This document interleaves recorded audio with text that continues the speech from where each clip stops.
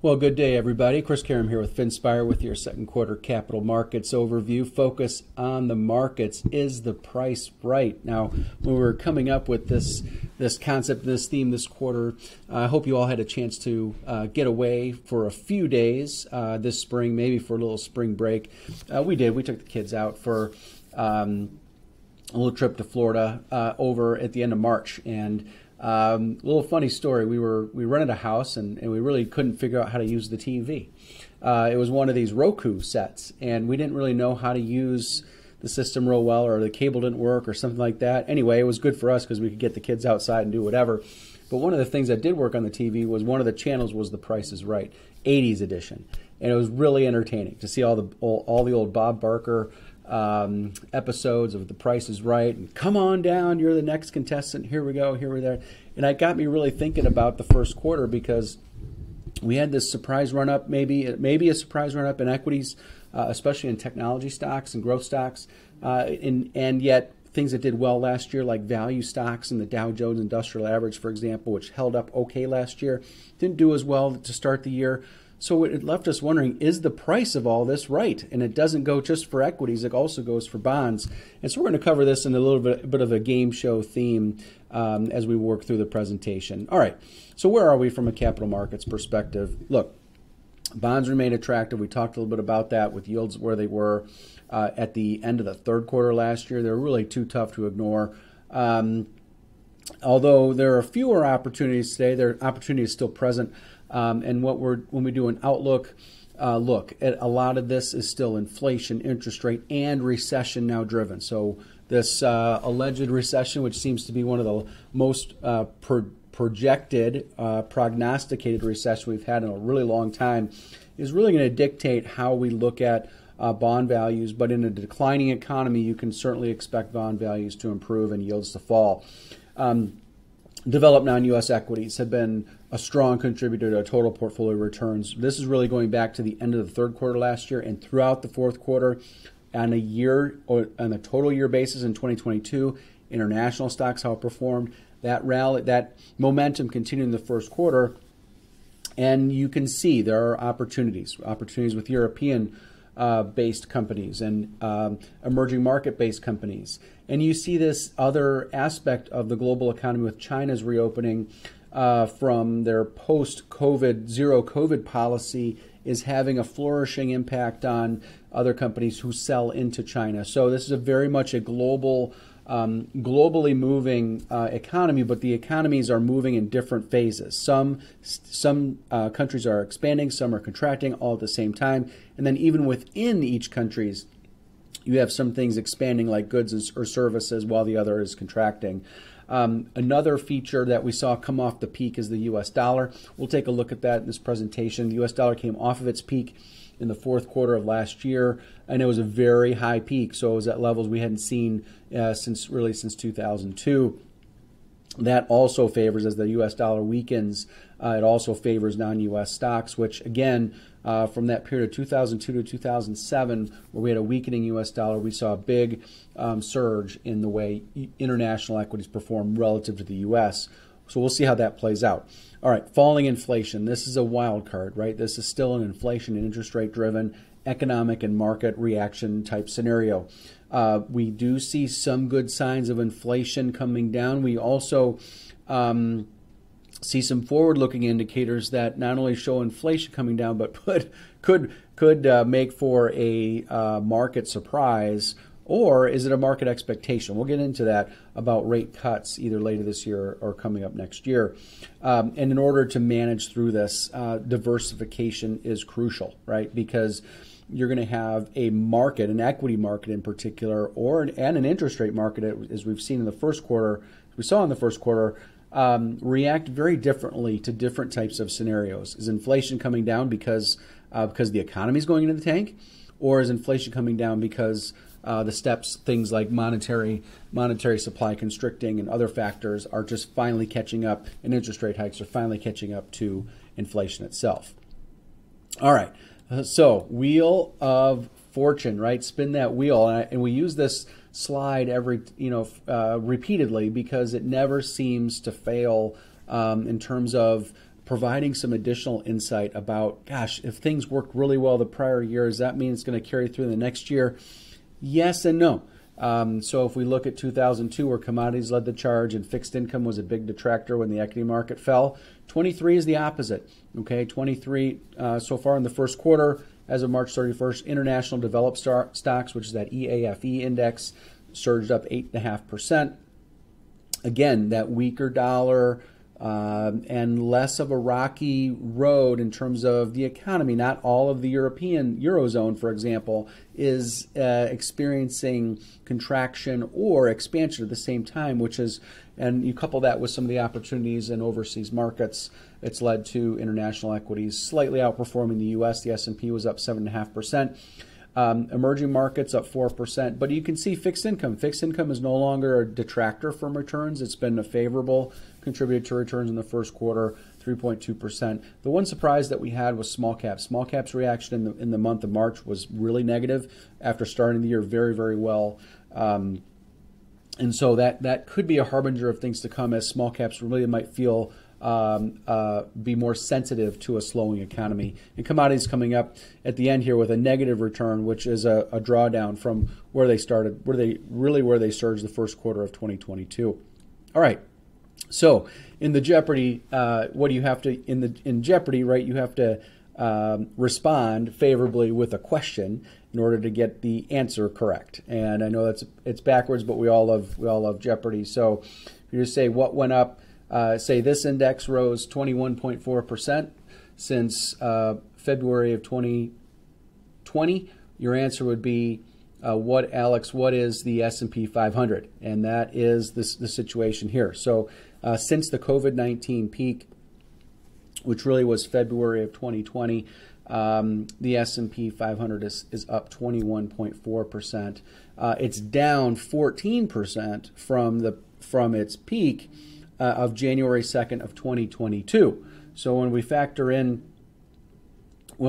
that all in, the being off 14% from where we were at the end of September, which was closer to minus 25-ish% on the S&P 500 from January 2nd of 22 to that point in time, things are getting better. Now it's coming off back-to-back positive quarters for the S&P 500.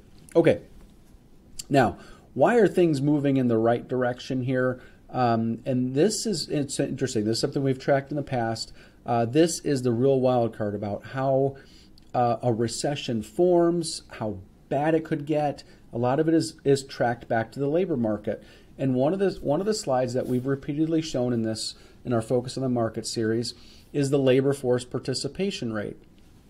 We were concerned about this. So many of you recall our concern about people not getting back into the workforce post-COVID, which really is this drawdown here in 2020 where people left the workforce understandably for all the reasons, whether it's health reasons, family reasons, school reasons, digital school reasons, all those factors. Early retirements played a big role in this. We're starting to see that labor force participation tick up. And in this year so far, we've seen it grow back up to 62.6% here. And every fraction of a percentage point really matters here, because as you add people to the workforce, whether they're coming in because the wages are just too attractive to ignore, or they're just simply ready to get back into the workforce after their family life is settled post-COVID. There's a lot of myriad reasons why someone would get back in the workforce, or you have people taking up jobs because they're trying to catch up with inflation. That can be a big deal as well. So it reminds me of the dating game. The dating game goes back into the 60s. It extrapolated into another show of that, a Newlywed Game. The dating game, though, was very ahead of its time. And so if you think about what the dating game was, it was a bachelorette interviewing 3 bachelors as to be her date. Maybe that was way ahead of its time to today's version of The Bachelor, but nevertheless, you have this employer and employee dynamic trying to figure out the right match. And that's really what's happening in the labor force participation rate going up, and labor force at large, because the unemployment rate remains hovering around 3.5%, which is great. All right, deal or no deal. When we factor in valuations, earnings, we still see some of the highest multiples, or in other words, the highest valuations or the more expensive areas of the global equity environment to be in the U.S. large cap market, which would run a similar pattern to the S&P 500 index. So, however, one of the things when we look at the broader theme of is the price right, some people can argue that, wow, the U.S. has a 17.5 multiple, which is this down here, on earnings, forward-looking 12-month earnings, and that's above historical averages. However, when you really dive into the inflation details, one of the things you'll notice is that at a lower inflation point, you can command higher multiples. So what the market is pricing in here, the equity market, the U.S. large cap equity market in particular, is somewhat of a really rosy or positive scenario of us not going into a deep recession, or perhaps avoiding a recession altogether, and only seeing modest haircuts to future expected earnings and inflation coming down, okay? And if that trifecta occurs, then you could see supporting valuations in the U.S. equity market, especially in large caps. That being said, other opportunities are abound. If you look at earnings share growth and say Japan, high earnings growth are expected with modest PE ratios. And you can carry that methodology through. There are opportunities all over the world, not just in the U.S. and also in U.S. small caps as well. So the large cap U.S. market's very concentrated again with the large cap technology names. There are opportunities from a valuation perspective, both domestically and overseas. Okay, let's get into inflation because I have two slides on inflation on here, and some of you may be wondering what on earth is the picture on the right.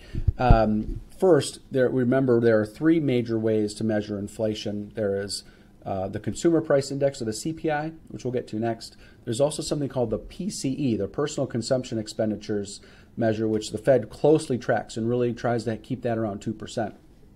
And then there's something called producer price inflation. Producer prices is what you might infer, which is this is the cost of the goods, the raw materials needed for manufacturers to produce goods to be sold in the open market. Well, producers or manufacturers' prices have come down. The rate of inflation in producer prices has come way down. And you can see most recently in the month of March, the core producer price inflation, which strips out energy in particular, is 3.4%. And so that's getting closer to an acceptable number. And you can see this is can be somewhat of a forward-looking indicator for broader other metrics of inflation, because if producer prices are coming down, which they actually did in the month of March, they actually deflated singularly in the month of March, which is the second time that occurred in the last 4 months, then you would think that those producers would pass those reduced costs of goods on to the consumers, and that's to be seen. But that's the reason why we have the picture on the right. So many of you may remember Monty Hall of Let's Make a Deal, right?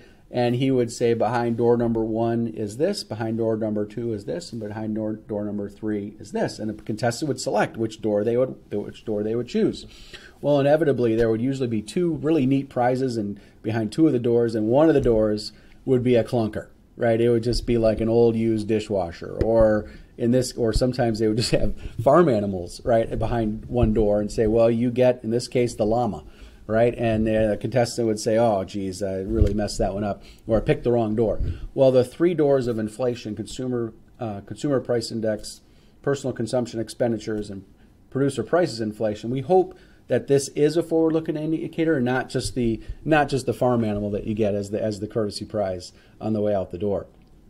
So, and we mentioned consumer price index. I just wanted to break this down a little bit because it's a relatively, it's not the most reliable measure of inflation in our opinion, but it is something that we think has been catching the eye of the Federal Reserve.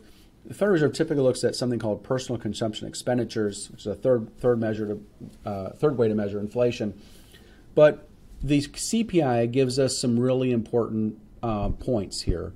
You see some areas of deflation in things like used cars, but as a broad index here, the core CPI, when you strip out food and energy from the rate of change, the annual rate of change, year-over-year change, in CPI, you can see at 5.5%, is right around both the peak, the trough, and the current level. What does that tell us? That tells us that the CPI has been very sticky, means or elevated, right? And it's having trouble getting below that threshold by a meaningful amount. Why is that? The big driver of that has been shelter at 8.1%, meaning that the cost of renting, in particular, what they call owner equivalent rent, OER, has gone up 8% year over year, and that's been stubbornly high. So if the cost of living or the cost of shelter keeps going up at a certain clip per year, then that finds its way into the consumer price index. And one of the reasons why it's higher than the other metrics of inflation, also transportation costs. Oh my goodness, if you've been on an airplane lately, you know that the airfares that you're paying are much higher than they were a year ago, and a much higher a year before that. And those numbers have gone way up. And so you still see aspects of our daily life, food, shelter in particular, being stubborn in their elevated levels of inflation. Most recently with food, eggs, there was a big bird flu, which has been a lot of press about. The cost of eggs have gone up dramatically. So all these factor into consumer price index and why it's a little bit different than the other metrics of inflation. All right, yield curve. Now this is the ultimate family feud. Steve Harvey is one of my favorite game show hosts. I mean, he's fantastic on Family Feud, very funny. If you watch the current version of Family Feud, of which there's been a lot of iterations since Richard Dawson back in the day. But the reason why I put the Family Feud on the yield curve is because there is a bit of a debate within the Federal Reserve about what to do with short-term interest rates. And what we see here is the current yield curve, or as of March 31st, I should say, which is in the blue. The last quarter was, at the end of last quarter, is in this orangish color right above it. So in other words, medium and longer term yields have come down came down in the first quarter of 2023, but you can see short-term rates that are more controlled by the Federal Reserve have jumped up, and they because there was an interest rate hike. The Federal Reserve is going to meet again on May 2nd, May 3rd. And they're going to take a look at this, and the consensus is, or the idea is, that they're likely to raise again, but there's now there's a bit of a family feud within the Federal Reserve Board of Governors that are saying, maybe we should take a look at what's happening, not just in the economy, but with the recent banking concerns, and say, should we not raise rates at all? And what will the reaction be if that occurs? And there's this big family feud, the big debate within the Federal Reserve about what they're going to do with future interest rate movements, whether they hike them or the equity market, based on the way it's behaving and its expectation, is to actually see interest rate cuts this year in 2023. That creates a very wide range of outcomes, not just with interest rate policy, but also how the equity markets could react. And it's also worth noting, my goodness, look at this. This is where we were 1 year ago, March 31st, 2022, with short-term rates. We're near zero. Today we're going to be, after the May 2nd or 3rd meeting, if they raise one more time, you could see money market rates eclipse 5%. So it really changed the dynamics of the investment dynamics.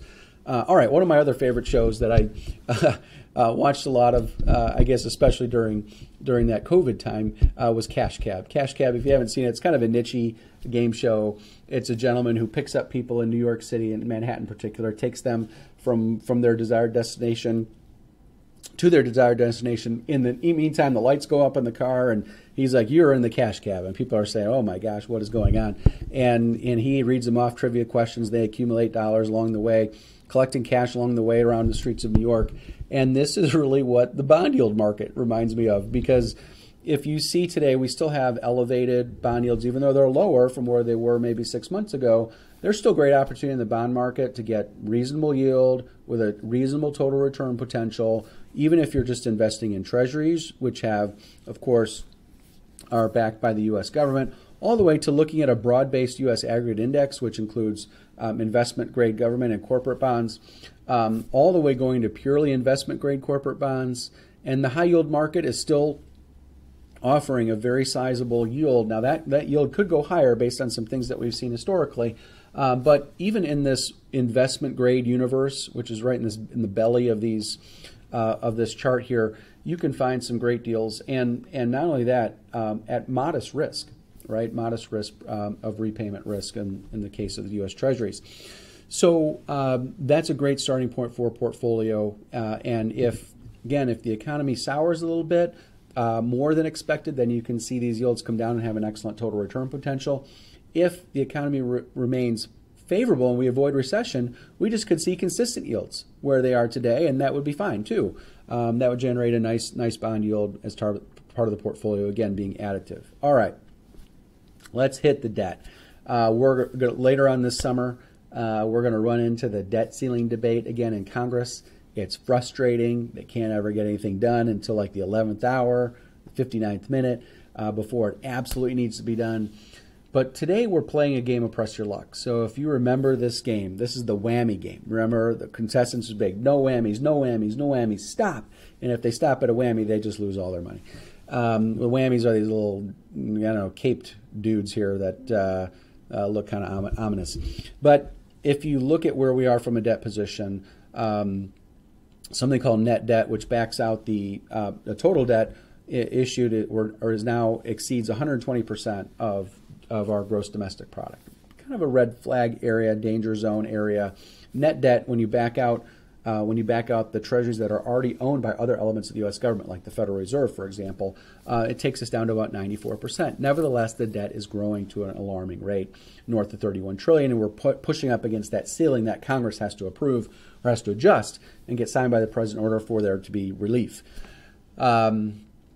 We're playing a dangerous game here, and we're getting into this area where, look, the debt is reaching a point where it's engulfing not only too much as a percentage of GDP, but the interest on the debt will start to accumulate at these higher rates at a higher clip, which means that the interest on the debt is going to consume more and more of the federal budget, annual budget, before we have room to pay for other things, especially important things like Social Security and Medicare and other programs that Americans rely on from the federal government. So we are playing a bit of a press your luck game with the federal debt. We get a lot of questions about this. What happens if this? What happens if that? The problem is it's tough to know. Don Rumsfeld wrote a book. His memoir is called The Known Unknowns. This is a known unknown. And what I mean by that is we know it's a big risk.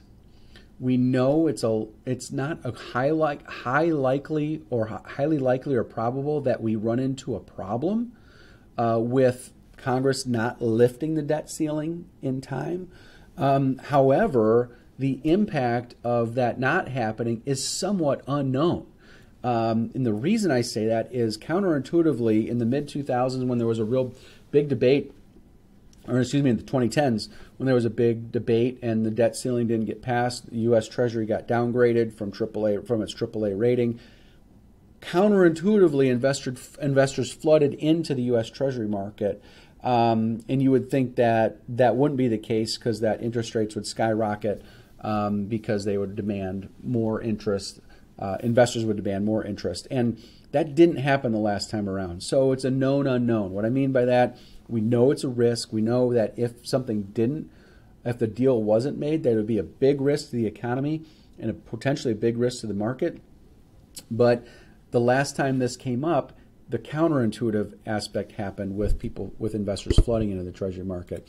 And I mentioned the U.S. dollar, right? It could really sink the value of the U.S. dollar. And dollar fluctuations, as we talked about earlier, can actually be really beneficial.